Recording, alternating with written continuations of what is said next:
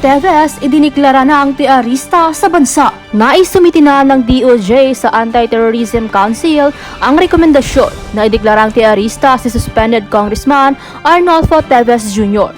Ayon kay Justice Secretary Jesus Crispin Remulla, nagpulong kahapon ang ATC ukol sa usaping ito at may mga tanong na ibinabato sa kagawaran kaugnay dito na nasagot nila dahil handa umano sila sa anumang legal challenge. Naniniwala si Remulla na pasok sa elemento ng terorismo kaugnay ng Anti-Terror Act ang ginawa ni Teves kay Digamo. Si Teves na pinaniniwalaang nasa Cambodia ay umalma naman sa aligasyon at sinabing hindi siya makakauwi sa bansa dahil sa mga banta sa kanyang buhay. That is his interpretation of everything. I will not criticize him for that, but that is his own personal belief. Too early for me to say that. Sir, kamusta yung pagsilip natin sa mga bank account? May ano ba? I have not, we will ask the anti-money laundering people to help us with that since there's a waiver already. So, hanapin natin. We will look at it. We'll examine it. Sir, on BG Bantan, meron na ba siyang chance na susuko siya? Meron pa kayo balita? Well, I asked my friend, one of my colleagues about it. Wala pa rin siyang follow-up. But we're giving him a few more days to show up if ever he wants to surrender. Because otherwise, we will be, we'll start clamping down. We'll start the effort to arrest him. Do you know his whereabouts, sir? Law enforcement? We will find out. Sir, ano na naging message ni Bantan nung tumawag niya sa police ng Dakar? He was asking about the cases to be filed against him. So I just gave them a rundown of at least 3 cases. But of course, I cannot guarantee that there will be no others if the facts would substantiate the filing of another criminal case. But as far as I know, there are 3 cases already that are up against him. Sir, napag-usapan ba yung magiging detention facility niya? BJMP ba yan? Or sa... Yes, we still willing to bring him to recommend his detention at the Camp Crame Custodial Center. Yun ang best na nakikita niyo, sir? Yes. And the reason for that is... Because he thinks that his life will be under threat if he goes to a BJMP or Bucor facility. So we will give him the what is needed for his safety. By the way, at least you're here already. This morning, the Anti-Terror Council met already.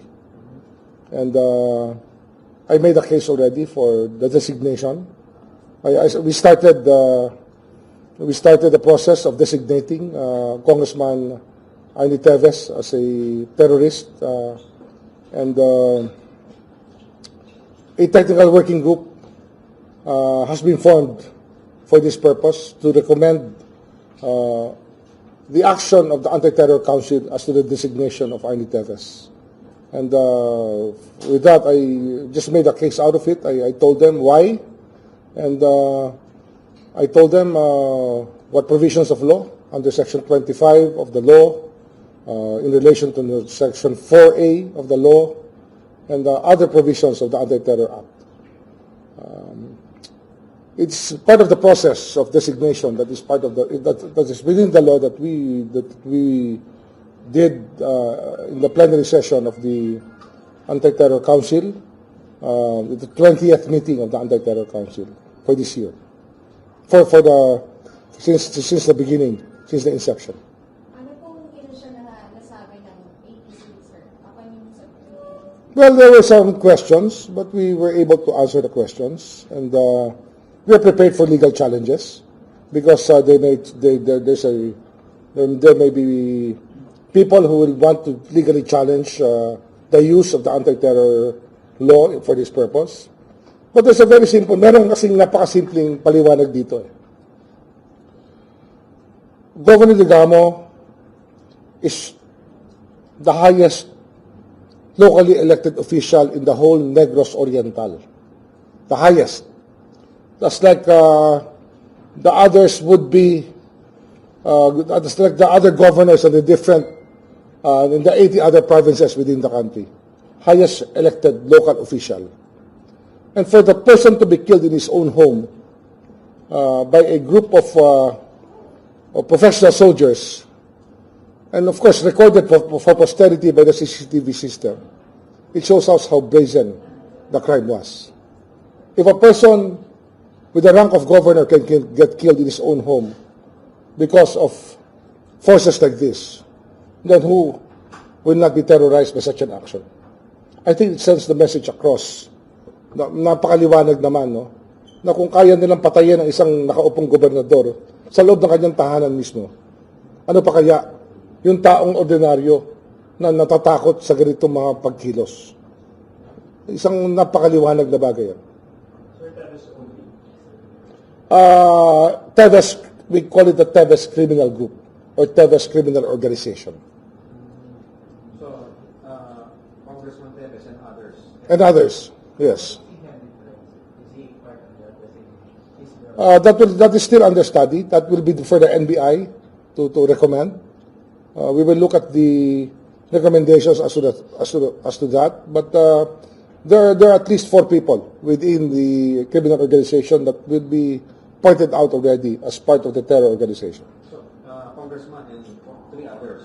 Maybe 3 others or maybe more. But there are 3. Certainly, there are 3 others.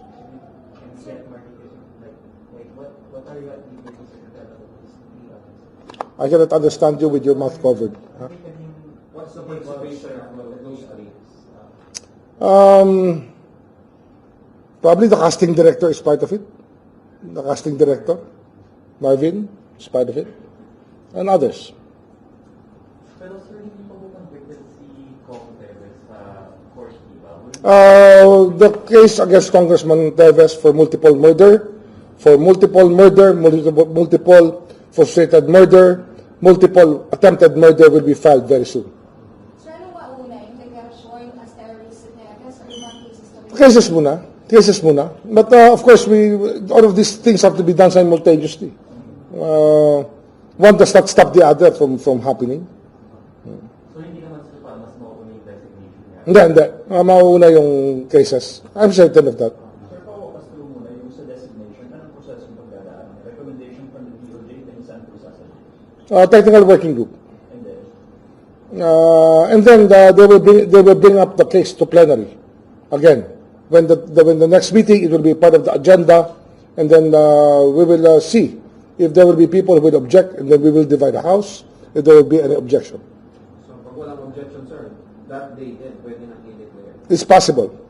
It's possible. There will be further requests for further study, but we'll see. I think that the case is very clear. Mabilis lang pa rin. We expect legal challenges, but that's part of it. It's a new law. But it's better that we are able to use the new law this way when we know that it really it hits the nail in the head. Sir, as early as probably next week ba or next 2 weeks, madi-designate na siya? It's just like that asking me when the warrant of arrest will come out. I cannot predict that. But the direction is towards designation. pero sa proseso, sir, yung court muna mauna, hindi mauna. I think the court cases are almost ready. Possession of firearms will it be separate from the murder cases? Those are separate cases, but they will support the other cases that are even the other cases. The illegal possession of firearms and explosives, of course. I understand different courts, sir. Yung murder is also court. Yes. Sir, ano magiging advantage kapag natag na siya ng terrorist? Like, kasi he's still not in the country. So, ano ba yung magiging... When it's tagged already, then there is already a possible prescription. But once a case is filed for terrorism, because we will also file a case for terrorism, simultaneous with the multiple murder cases, the duty of rendition comes in to the UN member states because he will be enrolled in the UN list of terrorists that are United Nations list of terrorists. So, mas makakompel po yung mga nations na yun. The duty of rendition is actually the duty to arrest a person who has been tagged a terrorist. Mapakambodya man yan, sir, or Yes, no matter what country. So parang in short, sir, That's one of them. Of course, the Anti-Money Laundering Council comes into play. They may freeze assets and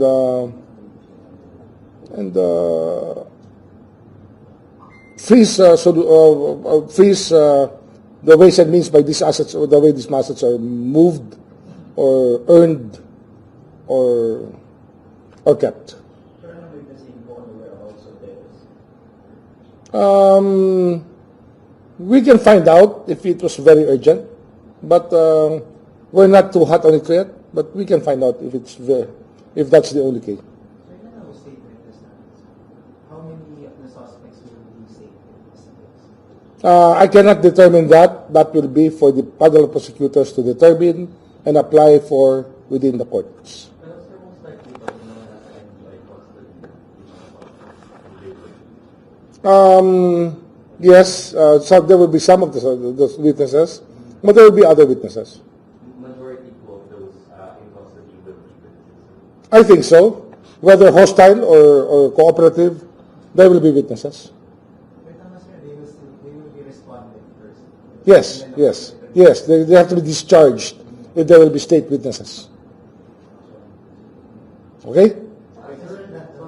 Question like outside of that. This is a oil spill, sir. Si Yusek Vasquez mentioned a ballpark figure sa IOBC, $280 to $4 million.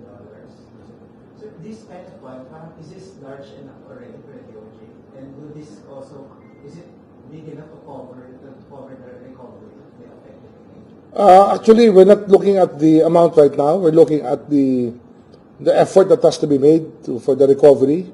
We have to look at the Verde Island Passage. We have to look at the sensitive areas that were affected by the oil spill. We have to look at Pola and the other towns, the Nauhan, and the other towns that were affected by the oil spill. We have to look at Antique and Palawan, even the other portions of the country that have been affected. And the amount, no amount can ever compensate for the trouble we're going through. Remember that this is causing us a lot of trouble as a country. And as we said, we are willing to file a case for the issuance of a writ of kalikasan against people who will not cooperate with us, and against people who will not, or people who really violated the law in this regard. So we are ready with that. And as I said, more than 20 oil spills have gone through our country in the recent history. But this will be the first time that cases will come out against those responsible for the oil spill. Sir, ako po, about the SIM Registration Act lang po, no? Ngayon na na-extend na yung registration, just wanted to ask about the role of the DOJ in the implementation of it in the future. Kayo po ba yung isa sa magiging lead implement? It's very important that the SIM Registration Act is operable already, because please remember that there are so many scams using cell phones, kidnapping, extortion, activities of terrorist organizations that are passing through prepaid anonymous cards, and this deter kidnapping for ransom. This will help us in the investigation of crimes later on. That's why it's very important that we succeed in this SIM Registration Act. And as I said yesterday, we are aiming at 70% compliance, which is the universal standard already for any SIM registration done in any country. So most likely, sir, how much it will help you in your investigation, the DOJ will be one of the leading. Yes, we are very, very, actually this SIM Registration Act is something that the DOJ has always wanted to have ever since, and it is really a welcome development legally for our country, because it will help us navigate dangerous waters, so to speak, because of the use of communication as a tool for crimes. for criminal activity. So tomorrow may gising sa mga daw, sir. Yes, we will be meeting them tomorrow afternoon. Is that like a case file? We will get an update from the CIDG, but we will also try to look at other avenues by which we can work further into the knowledge that we have. It's something that we just should not forget at all. And it's something that we're doing because the 34 people who are missing have families who are looking for them up to now. And even if the people stop looking for them, the law should never forget about people who are missing up to now, or who may have disappeared under mysterious circumstances as a victim of criminal activity. Is it in your office, sir, or sa contact? Dito lang, we'll do it here. Sir, will it be afternoon, sir? Afternoon, yes. Around 1 p.m.? 3 o'clock, 3 o'clock. In the morning, do you have schedule tomorrow? Morning, I will not be here in the morning. I will be here at around 11 already. Open sa media, sir. Open sa media, sir. We will open part of it to the media. Ano yan eh, alam nyo, it's something that has to happen until we are able to find a solution. We cannot give up on people. That's the essence of public service. We cannot give up on people.